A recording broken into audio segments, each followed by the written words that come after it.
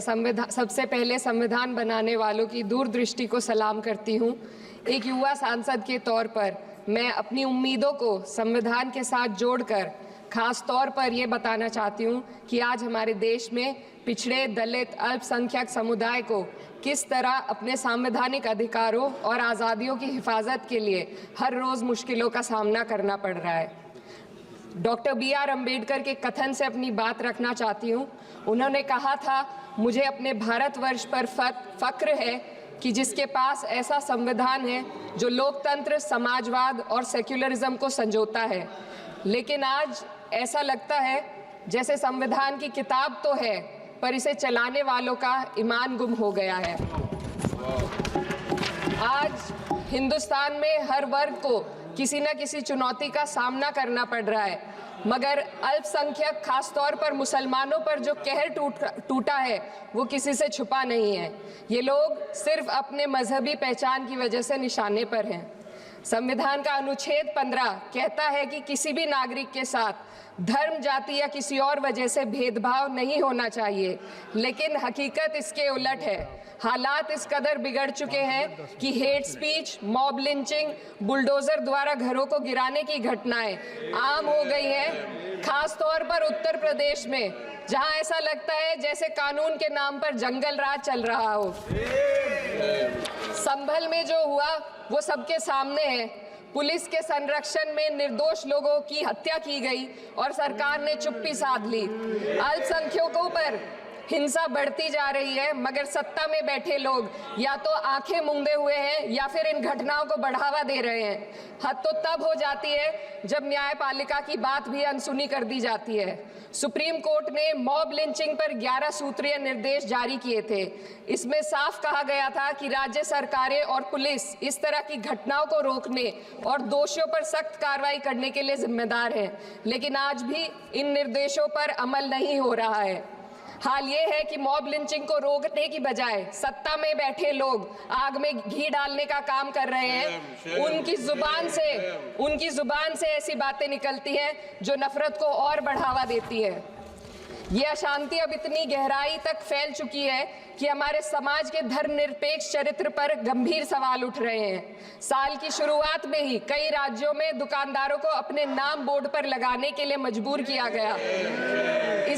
इसे सेहत और सुरक्षा के कानूनों का हिस्सा बताया गया, मगर असल मंशा कुछ और थी।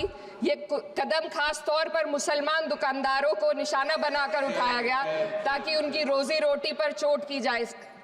पिछले हफ्ते मुरादाबाद में एक मुस्लिम डॉक्टर को हिंदू बहुल्य मोहल्ले में घर खरीदने पर विरोध झेलना पड़ा।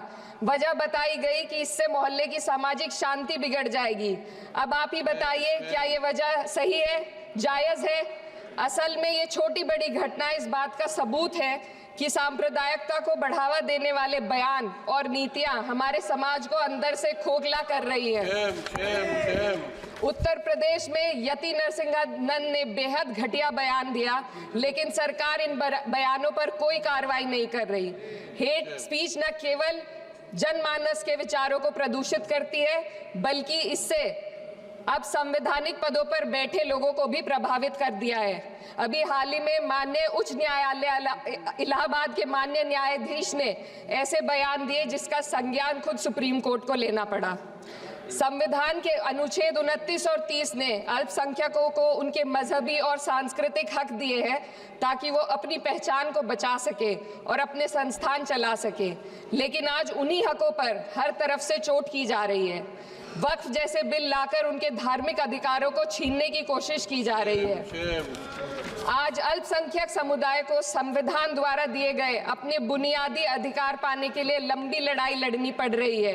ऐसे कई मामले अदालत ने न्याय देकर संविधान की रक्षा की है, लेकिन अदालती प्रक्रिया में जो समय लगता है उसकी वजह से देश के सामाजिक ताने बाने को भारी नुकसान उठाना पड़ता है। मिसाल के तौर पर इलाहाबाद हाई कोर्ट ने 2004 के मदरसा एक्ट को रद्द कर दिया था, जिससे मदरसों के संचालन पर सवाल उठे। हालांकि सुप्रीम कोर्ट ने बाद में इस फैसले को पलट दिया और एक्ट को वैध करार दिया, लेकिन इस प्रक्रिया में जो समय लगा उसने अल्पसंख्यकों को बेचैनी और संघर्ष के दौर में डाला है। इसी कड़ी में प्लेसेस ऑफ वर्शिप एक्ट 91 भी आता है और कई अन्य अधिकार, उन्हें भी इसी तरह अदालती लड़ाइयों में उलझाया जा रहा है। ये स्थिति न केवल अल्पसंख्यकों के अधिकारों की राह में रुकावट है, बल्कि justice delayed is justice denied जैसी कहावत को सिद्ध करती है। मैं इस सदन से दुनिया भर के अल्पसंख्यकों की आवाज उठाना चाहती हूँ, खास तौर पर हमारे पड़ोसी देश बांग्लादेश में अल्पसंख्यकों के साथ जो हो रहा है वे दिल को गहरे तक चोट पहुंचाने वाला है। उनकी जान माल की हत्या की जा रही है। बांग्लादेश हो या हिंदुस्तान हो या कोई और देश, अल्पसंख्यकों की सुरक्षा, इज्जत और अधिकारों की हिफाजत हर सरकार की सबसे पहली जिम्मेदारी होनी चाहिए। मैं इस सदन से अपने देश के अल्पसंख्यकों के साथ बांग्लादेश के पीड़ित अल्पसंख्यकों की आवाज को एक साथ उठाना चाहती हूँ।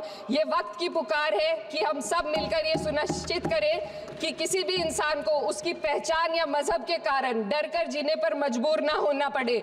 जहाँ हक छीने जाते हैं वहाँ अमन खो जाता है। ये बात हर सरकार को समझनी चाहिए। अगर हम सच में अपने संविधान का सम्मान करना चाहते हैं तो हमें नफरत और भेदभाव को खत्म करना होगा।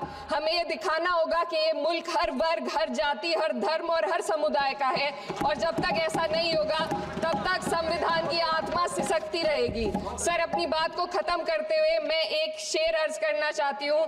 ये दाग दाग उजाला, ये शब गजीदा शहर, वो इंतजार था जिसका, ये वो शहर तो नहीं।